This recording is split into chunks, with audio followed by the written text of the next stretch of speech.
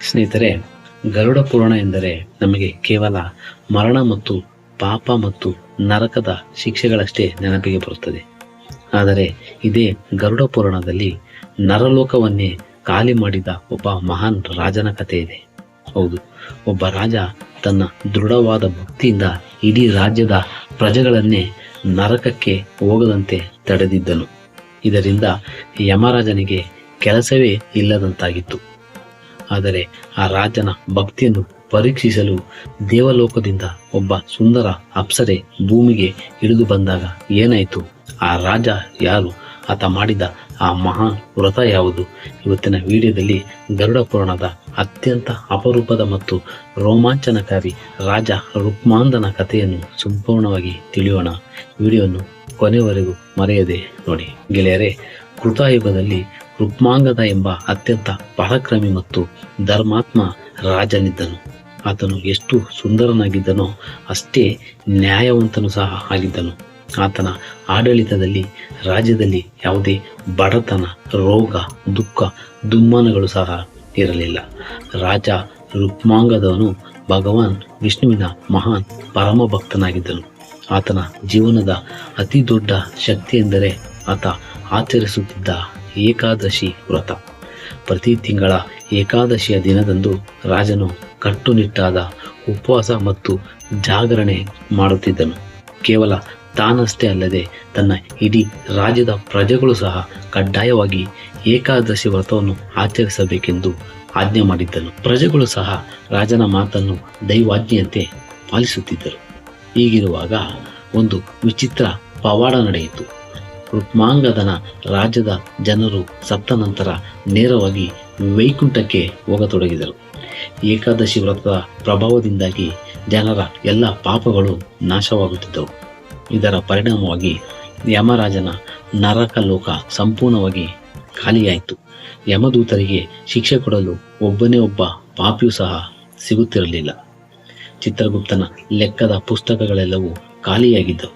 ಇದರಿಂದ ಚಿಂತೆಗೀಡಾದ ಯಮರಾಜನು ನೇರವಾಗಿ ಬ್ರಹ್ಮದೇವನ ಬಳಿಗೆ ಹೋಗಿ, ಪ್ರಭು, ಭೂಲೋಕದಲ್ಲಿ ರುಕ್ಮಾಂಗದನ ಎಂಬ ರಾಜನು ಏಕಾದಶಿಯ ವ್ರತದಿಂದಾಗಿ ನರಕದ ಅಸ್ತಿತ್ವವನ್ನೇ ಇಲ್ಲದಂತಾಗಿ ಮಾಡಿದ್ದಾನೆ.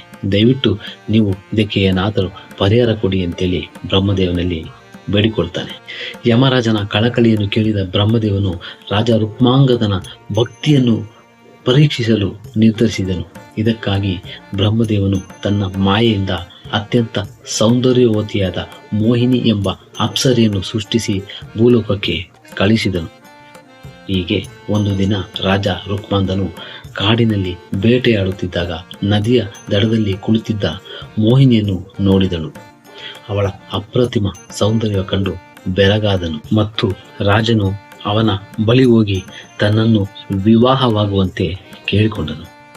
ಆಗ ಮೋಹಿನಿಯ ಒಂದು ಕಠಿಣ ಷರತ್ತನ್ನು ವಿಧಿಸಿದಳು.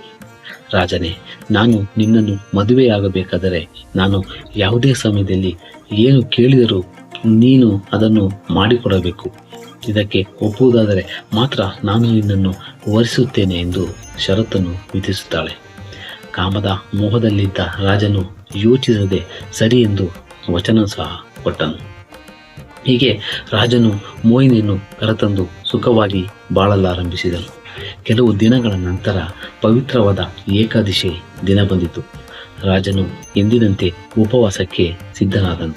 ಇದೇ ಸಮಯಕ್ಕಾಗಿ ಕಾಯುತ್ತಿದ್ದ ಮೋಹಿನಿಯು ರಾಜನ ಬಳಿ ಬಂದು, ರಾಜನೇ, ಇಂದು ನೀನು ಉಪವಾಸ ಮಾಡಬಾರದು, ನನ್ನೊಂದಿಗೆ ಕುಳಿತು ಭೋಜನ ಮಾಡಬೇಕು. ನೀನು ಕೊಟ್ಟ ವಚನವನ್ನು ನೆನಪಿಸಿಕೋ ಎಂದಳು. ಇದನ್ನು ಕೇಳಿ ರಾಜನಿಗೆ ಸಿಡಿಲು ಬಡಿದಂತಾಯಿತು. ಒಂದೆಡೆ ತಾನು ಪ್ರಾಣಕ್ಕಿಂತ ಹೆಚ್ಚಾಗಿ ಪ್ರೀತಿಸುವ ಭಗವಾನ್ ವಿಷ್ಣುವಿನ ಏಕಾದಶಿ ವ್ರತ ಮತ್ತು ಇನ್ನೊಂದೆಡೆ ಕೊಟ್ಟ ವಚನ. ರಾಜನು ಮೋಹಿನಿಯ ಕಾಲಿಗೆ ಬಿದ್ದು, ಬೇರೆ ಏನನ್ನಾದರೂ ಕೇಳಿ, ಇಡೀ ರಾಜ್ಯವನ್ನೇ ಬೇಕಾದರೂ ನಿನಗೆ ಬರೆದುಕೊಡುತ್ತಾನೆ, ಆದರೆ ಏಕಾದಶಿ ವ್ರತವನ್ನು ಮುರಿಯಲು ಹೇಳಬೇಡ ಎಂದು ಪರಿಪರಿಯಾಗಿ ಬೇಡಿಕೊಂಡನು. ಆದರೆ ಮೋಹಿನಿ ಅದಕ್ಕೆ ಒಪ್ಪಲಿಲ್ಲ. ಅವಳು ವ್ರತ ಮುರಿಯದಿದ್ದರೆ ನಿನ್ನ ಕೊಟ್ಟ ವಚನ ಸುಳ್ಳಾಗುತ್ತದೆ, ನೀನು ನರಕಕ್ಕೆ ಹೋಗಬೇಕಾಗುತ್ತದೆ ಎಂದು ಹೆದರಿಸಿದಳು.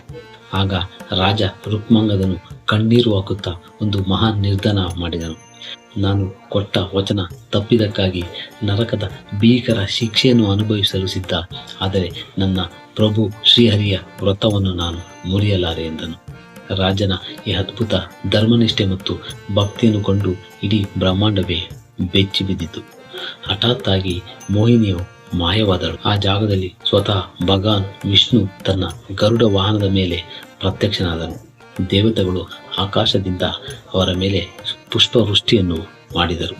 ಶ್ರೀಹರಿಯು ಮುಗುಳ್ನಗುತ್ತಾ, ರುಕ್ಮಾಂಗದ, ಇದು ನಿನ್ನ ಭಕ್ತಿಯನ್ನು ಪರೀಕ್ಷಿಸಲು ದೇವತೆಗಳು ಹೂಡಿದ ಜಾಲವಾಗಿತ್ತು. ನೀನು ಈ ಕಠಿಣ ಪರೀಕ್ಷೆಯಲ್ಲಿ ಗೆದ್ದಿದ್ದೀಯಾ. ನಿನ್ನ ಭಕ್ತಿ ಮತ್ತು ಏಕಾದಶಿ ವ್ರತದ ಮಹಿಮೆ ಅಪಾರವಾದದ್ದು ಎಂದು ಅವನಿಗೆ ಹರಸಿದನು. ಹಾಗೂ ರಾಜ ರುಕ್ಮಾಂಗದನಿಗೆ, ಆತನ ಮತ್ತು ಇಡೀ ರಾಜ್ಯದ ಪ್ರಜೆಗಳಿಗೆ ವಿಷ್ಣುವು ನೇರವಾಗಿ ವೈಕುಂಠ ಲೋಕದಲ್ಲಿ ಸ್ಥಾನವನ್ನು ಸಹ ಕರುಣಿಸಿದನು. ಗೆಳೆಯರೆ, ಗರುಡ ಪುರಾಣದ ಈ ಕಥೆಯು ನಮಗೆ ಕಲಿಸುವುದೇನೆಂದರೆ, ಎಂಥದ್ದೇ ಆಸೆ ಆಮಿಷಗಳು ಬಂದಾಗಲೂ ಸಹ ನಾವು ಧರ್ಮ ಮತ್ತು ಭಕ್ತಿ ಹಾದಿಯನ್ನು ಎಂದಿಗೂ ಬಿಡಬಾರದು. ಸ್ನೇಹಿತರೆ, ನಿಮಗೂ ಈ ಏಕಾದಶಿ ವ್ರತದ ಮಹತ್ವ ಮತ್ತು ಗರುಡ ಪುರಾಣದ ಈ ಅಪರೂಪದ ಕಥೆ ಇಷ್ಟವಾದರೆ ವಿಡಿಯೋವನ್ನು ಲೈಕ್ ಮಾಡಿ, ನಿಮ್ಮ ಆಪ್ತರೊಂದಿಗೆ ಶೇರ್ ಮಾಡಿ. ಧನ್ಯವಾದಗಳು.